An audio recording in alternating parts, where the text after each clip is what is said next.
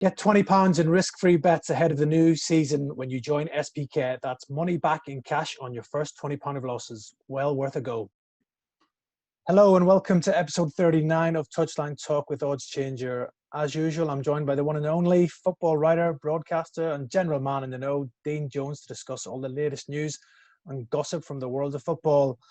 There's just 10 days left, Dean, until the start of the new Premier League campaign, and just 28 days left until the transfer window closes, as time is running out for clubs to bring in new signings. Starting to get busy now, as we fully expected. Now we're in August. There's only a couple of stories that are dominating the headlines right now. The futures of Harry Kane and Jack Grealish. They're going to be fast-changing sagas, these two, I'm sure, with more twists and turns to come. We'll obviously start on the big news. Harry Kane has refused to turn up for training the first couple of days for Tottenham. Big news this. Tottenham, I think, have been a bit surprised by Kane's stance. And on the podcast before, we've questioned whether Harry Kane had it in him to rock the boat and maybe force a move through to Manchester City. What's your latest take on what's happening with Harry Kane and this move possibly to Manchester City?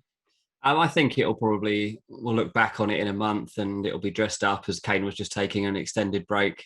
He'll play this down once he is able to speak about the situation and say that he was just taking a few extra days on the back of a hard season and a hard summer. Obviously, technically, he was due back at training and expected back at training. I say expected in inverted commas because nobody that I'd spoken to connected to Tottenham actually expected him to turn up on Monday. I was told on Friday or Saturday that actually they probably did expect him to come in the week after if things hadn't settled down. The weird thing is that I was told by someone pretty close to the club and the playing staff that Kane did actually say his goodbyes to quite a few people at the end of last season. Didn't expect to be coming back, basically. And I think that you look back on where Kane's head was at back then, and it probably makes sense that he would have talked to people like that was the last time he was going to be involved with Tottenham Hotspur.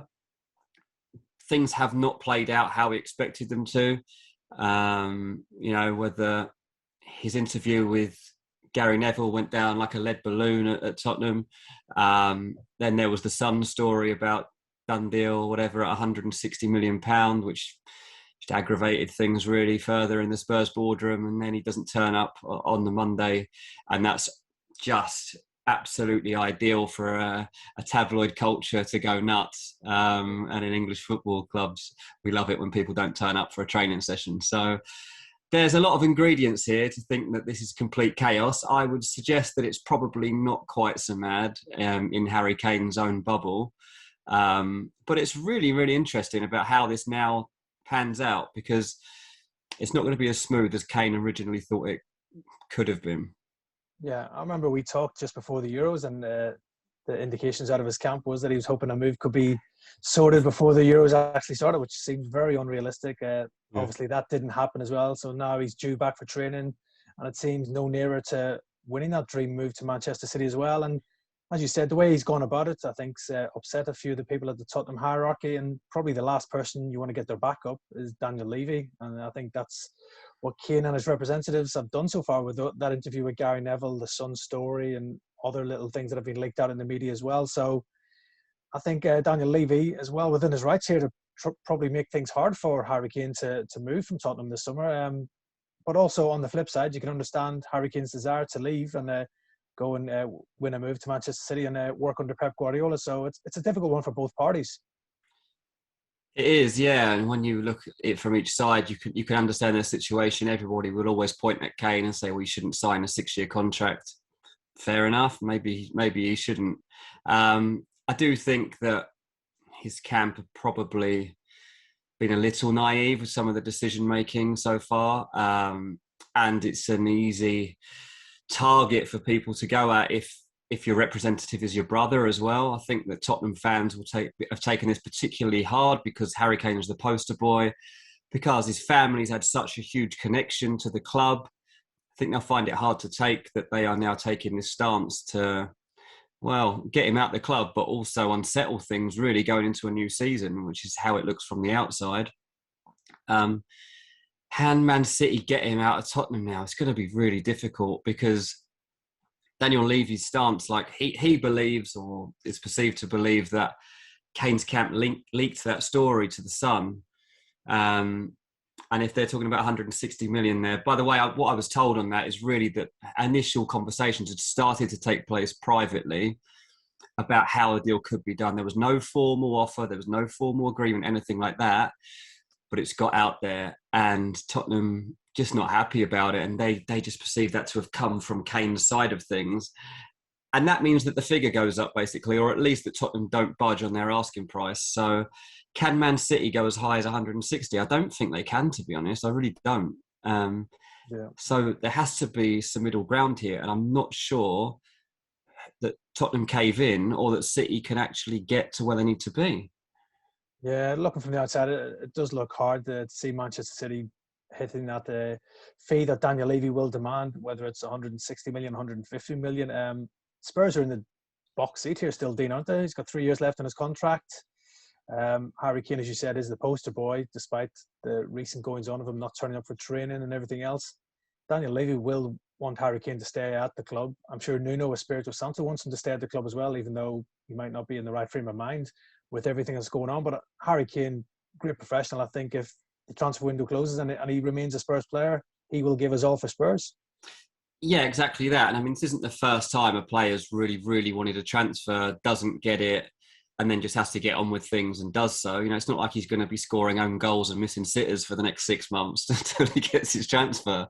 Harry Kane will get his head around it and move on, and just hope that eventually he does get to where he wants to be.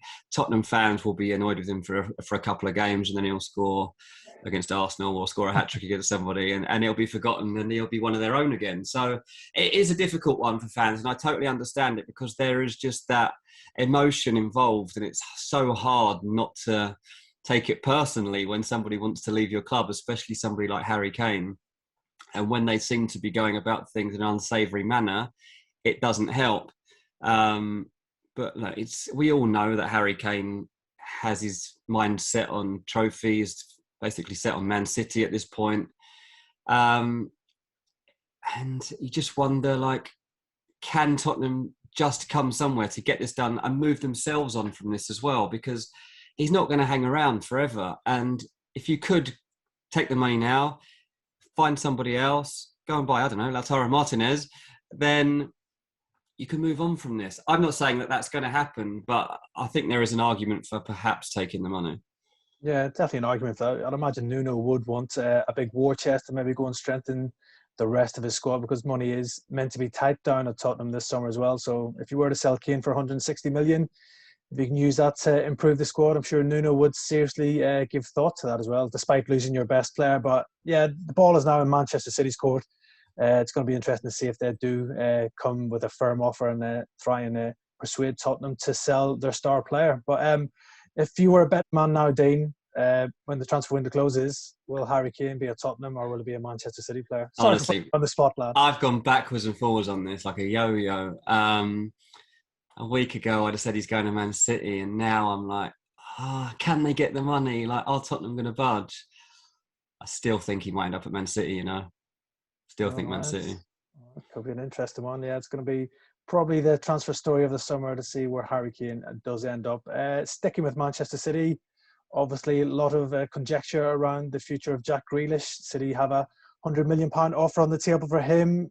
Obviously, he's not done a Harry Kane. He's gone back to training with Villa since returning from his break after the Euros as well. Villa fans obviously in the same position as Spurs fans right now. They don't want their talisman to leave. They want Jack Grealish to go. What's the indications in this one? Do you think this one's got a real chance of happening, that Jack Grealish will go to Man City? Yeah, I'd be very, very surprised if Jack Grealish didn't join Man City in the next week, to be honest. It's a long way down the line. Jack Grealish wants to take that step now. He's done the right. He's gone back into training. He's still got a smile on his face. He'll still have good relationships with the people in and around the club. And to be honest, £100 million for Jack Grealish is an unbelievable deal for Aston Villa. There's money there to reinvest and still continue to show the ambition that they have been showing over the past couple of years with this project that they've been building. Obviously, again, the emotion comes into it. It's very difficult to let go of a player that you've held so dearly in your heart and has had such an attachment to the club. But it happens every year. Somebody does this, and at the moment, Kane and Grealish are the two that people are finding it hard to deal with.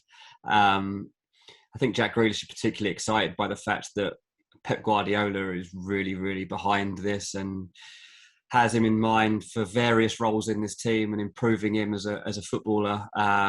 You're hearing about the way that he could be used more centrally in this side, and I'm sure he's been looking and thinking of ways he could fit into that front unit at City and make an impact.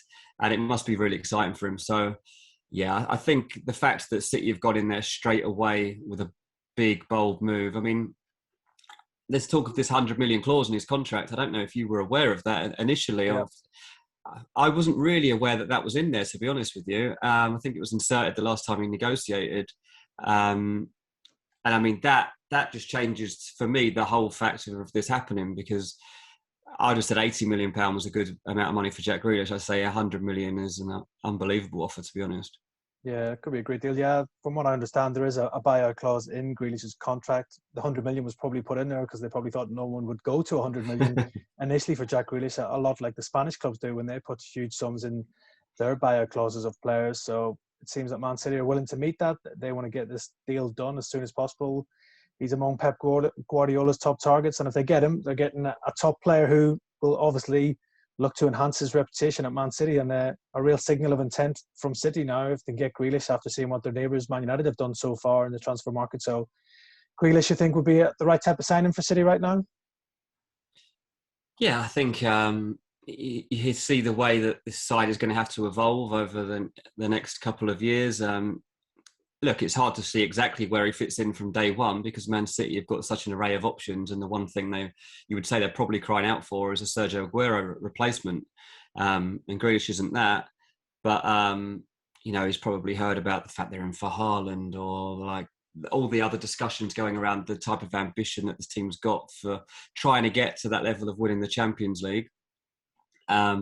And I think Grealish will be a really exciting addition actually to this team. And whether it's on the left or whether it's centrally, I think it'll be great for English fans. But for Man City as well, you've got a player here that is just loving life and just wants to have that opportunity to get to the very top of the game. Look, he's been compared to Gaza, isn't he, in terms of his playing style? And this is the type of transfer that Gaza should have really, and we wish he would have made in his career, and if he'd have gone to Man United at that point. This is Grealish's big chance to get out there and shine on the biggest platform in the Champions League, and I'm looking forward to seeing it. Yeah, this potential move's got the real potentially could make Jack Grealish a superstar in world football. I think if he does go to Manchester City and do his stuff, which we know he can do, and be performing on the highest level like the Champions League every season. So yeah, a lot to look forward to for Manchester City fans if Jack Grealish does end up making that move today. Obviously, it'll be a huge loss to Aston Villa if he does leave, but Villa have been quite active in the market so far this summer. Dean Buendia's done, who's a very talented player, also close to Leon Bailey, signing from Bayer Leverkusen, who's also a good young player as well. And I'm sure if the Grealish deal does go through, there's going to be extra money in the war chest for Dean Smith to maybe make more signings. Todd Cantwell's been mentioned, another Norwich player. Also Dwight McNeil, I think, is a top target for Villa if they can make room inside for Dean Smith to maybe make more forward signings as well. But although it's a loss to lose Grealish, I think Villa fans can be relatively optimistic that the future's bright with some of these signings and the potential targets that they're after. Yeah, obviously they're going after that market of young, hungry, talented players who have got something to prove, but have also got a certain amount of pedigree to them already. I think when you look at the kind of attacking options there that already come in, and that they went for Smith Rowe. I think from the moment they were really in that conversation for Emile Smith Rowe, you got an indication that they were kind of expecting Jack Grealish to go, because they bringing in Buendia and they've already got Ollie Watkins as a young attacker that's going to only grow in the next season. And they're always being linked with other players in that kind of same bracket. You just got that thing like, okay, they're moving on now. They're starting to, seems like they've got some money to spend on top of the fact. I mean, look, they're one of the richest clubs anyway, really, in the Premier League, when you look at the backing that they've got. So money's never really a worry, but the kind of players they've been linked with suggested that they're trying to go different level now. And I think it's the right approach to take. The kind of players that they're looking at, I think is the right avenue to go to. Leon Bailey, look, we'll see. You're not convinced? I don't know what we're getting here. Like, he's a very talented footballer, but yeah, there could be a few ups and downs with him. But overall, I do like what they're doing. Yeah, and also another player that they've been strongly linked with is James Ward-Prowse of Southampton, who, again, a talented Premier League player and England international as well. He'd be a great addition to that Villa team, not just for his set plays and everything else, but it'd be a real signal of intent from Villa if they're going to lose Grealish, that they're going after the calibre of player like a Ward-Prowse. But for Southampton, surely it's vital for them to keep hold of them. Otherwise, it could be a long, hard season for Southampton if Ward-Prowse was to go, and also doubts surrounding the future of Danny Ings. Yeah, he's like the talisman, isn't he? I mean, you get Aston Villa fans who hate the fact that Jack Grealish is being spoken about going to Man City. They don't seem to have a problem with James Ward-Prowse being linked to them, and how Southampton fans are feeling about that right now, because so many times they've relied on him in terms of whether it's his set-piece ability or it's just his general creativity.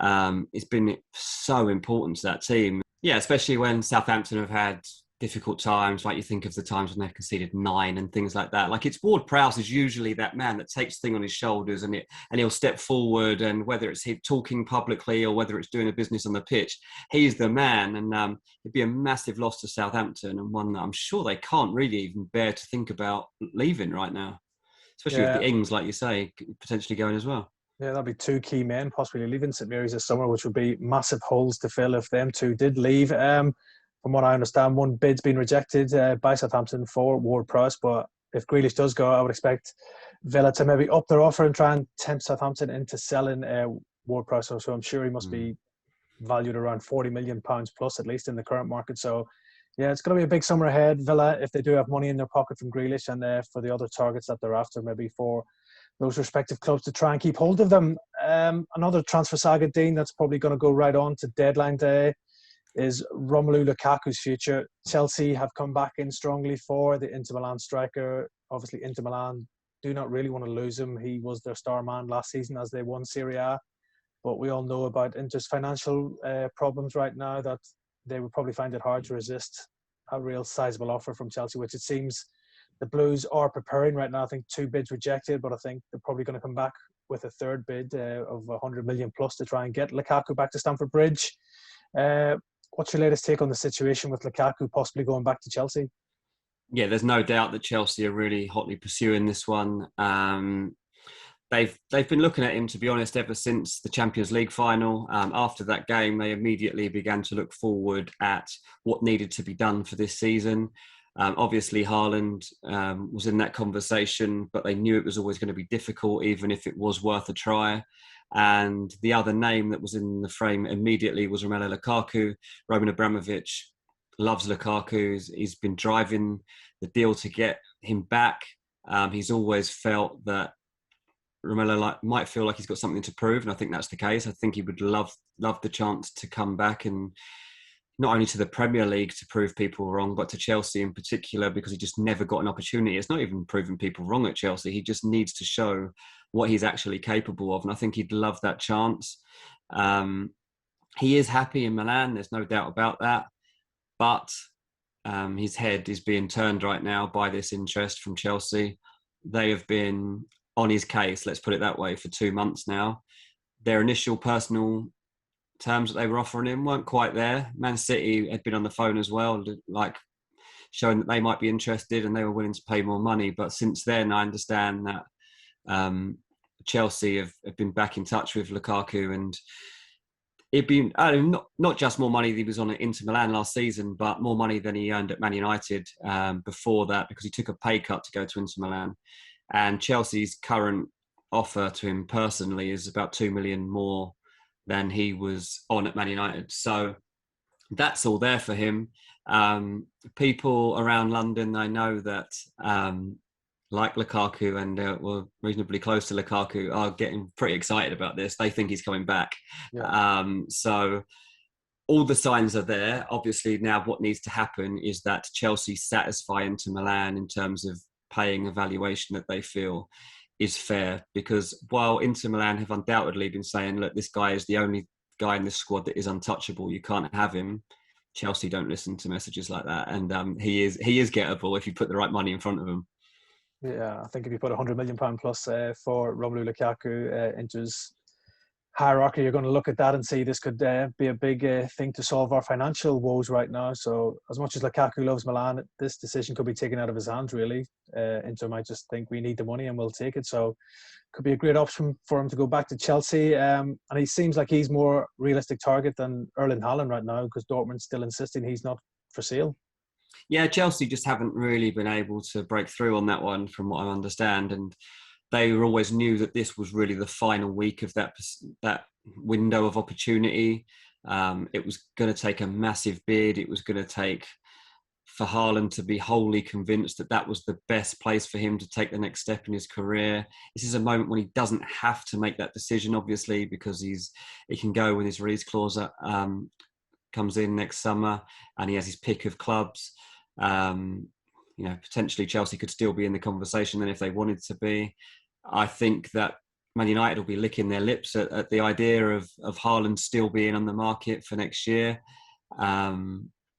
I think a lot of clubs will be as well. You look at Real Madrid. I mean, Real Madrid could potentially, they obviously want Mbappe. Well, he'll be a free transfer in a year's time. Paul Pogba will be a free transfer in a year's time, and Erling Haaland will only be 75 million euros. So you can get Pogba, Mbappe, and Haaland for 75 million euros next summer. It's just going to take a few quid in some agents' pockets and a lot of wages to make sure that you get them. But that's the kind of thing that people will be weighing up right now. I'm not saying that that's going to actually happen. The new Galacticos. Yeah, exactly. This is the thing. Like, there are clubs that don't have any money right now, but will be looking to next summer, seeing that a lot of key big players have their contracts winding down, just hoping that they let that happen, and they have the opportunity to enter talks with those players. Obviously, signing on fees will be big, but not as big as like 175 million euros transfer fee. So it's going to be really interesting. There's no doubt about that. Yeah, it's going to be a big few weeks in the future of Romelu Lukaku and some of the other top strikers in Europe as well. But yeah, one possible in Lukaku at Stamford Bridge. One player that seemingly is on his way out is Kurt Zouma.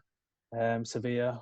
He was offered in part exchange in that deal for Jules Koundé, but it seems that one has gone a bit cold. And now talk that West Ham would like to sign Zouma, bring him across London, and maybe possible interest from the likes of Palace and Spurs as well. So you're expecting Kurt Zouma to move on here, and it looks like the Koundé swap deal, that's going to fall through. It looks like Zouma, if he does leave Chelsea, wants to stay in the Premier League. Yeah, I mean, I half think he's going to leave, but it's also the financials taken to it. I think Zouma's contract's gone up a little bit this season, and I think it's in advance of 100,000 now. I'm not sure like Crystal Palace and West Ham are going to be able to make that step. We'll have to see. I might be wrong, but I've definitely got some reservations about whether transfers like that are going to be able to open up. Zuma's kind of got his eyes open to it all right now. He's made the club clear about where he doesn't want to go. He would happily challenge, I think, for his place at Chelsea. He's done it before in his time there. So it's one to watch for sure, but it's trickier, I think, than it looks on the surface. Yeah, and obviously if Zouma does go out of Chelsea, they will probably step up their interest in Koundé and try and get that deal over the line. Talk still ongoing between the two clubs. You'd fully expect this deal to happen? Yeah, I absolutely expect Koundé to join Chelsea at this point. When Chelsea get this far down the line, it's rare that it wouldn't happen. Koundé is being just left sat in the stands for Sevilla right now to make sure he doesn't get any injuries or anything. He's ready to make a move. Chelsea were initially involved in the Raphael Varane conversation when it was clear that he was available. They stepped away from that when it became clear that he wanted to go to Man United, and it seems that their attention immediately turned to Koundé and that they've been cracking on with a deal from there. So yeah, I think Koundé will be a Chelsea player, and after that we'll see, because if they got Koundé, if they do get Lukaku, it'll then be right. Do they leave it there, or do they go into that last week and think, well, should we have one more go at somebody else? Should we try and get Declan Rice? Should we try and get some? You never know with Chelsea. They might have the temptation to just do one more deal, however hard it might seem. Yeah, if there's one club that's got the financial muscle to do a deal late on in the window, whatever the fee, it could be Chelsea. So, but yeah, exciting prospect for Chelsea fans if they can get Koundé and Lukaku in at Stamford Bridge this summer, just to build on the success of Thomas Tuchel in winning the Champions League last season. There's a new man in charge at Crystal Palace. Patrick Vieira has gone in there to replace Roy Hodgson, and looks like he's doing some decent transfer business so far. And to be fair, it's probably needed at Palace with a lot of changes in that squad. Going down the young route, it seems, Dean. Olise has come in from Reading. Conor Gallagher has been brought in on loan from Chelsea, while Joachim Andersen had a very good loan spell at Fulham last year. He's also arrived with Mark Gui as well from Chelsea, a very talented young player. So have you been impressed by what Palace have done so far? And do you think it's the right approach that they're going down the new look, young, hungry player? As a neutral, I'm very interested to see how it works. I think it's massive risk what they're doing here. They're going from one extreme to another, and that can cost you your place in the Premier League. Like it could work out, but on the flip side of that, like if this season doesn't start well, then one, you've got to make that decision over, do you trust Patrick Vieira to turn things around, or are you quickly going to sack him and move on to somebody else to try and save you already?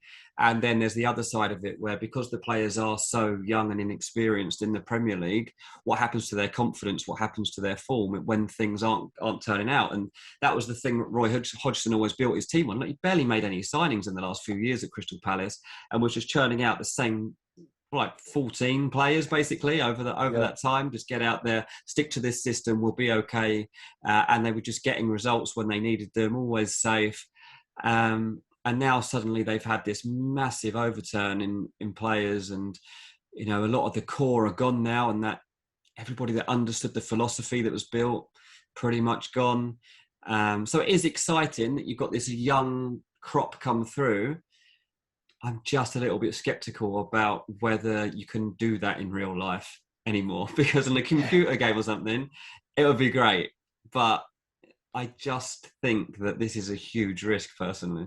Yeah, it looks good on paper, these signings for Crystal Palace, but we know football's not played on paper, and being young players as well, probably need a bit of time maybe to gel and get used to how they're being played under a new manager as well. And we all know you don't get time in the Premier League. Just ask Frank de Boer when he was at Crystal Palace those times when he was sacked after just a few weeks, I think. So, yeah, Patrick Vieira, seeming like he's doing good business in the transfer market, but I'm sure the proof will be in the pudding. Probably come around Christmas time, we'll see where Crystal Palace are in that league as well. The one position they badly need, Dean, is probably a striker. They've struggled for goals over the last couple of seasons. Big surprise was Benteke ended up staying. You would expect Palace to bring somebody up front as well, possibly?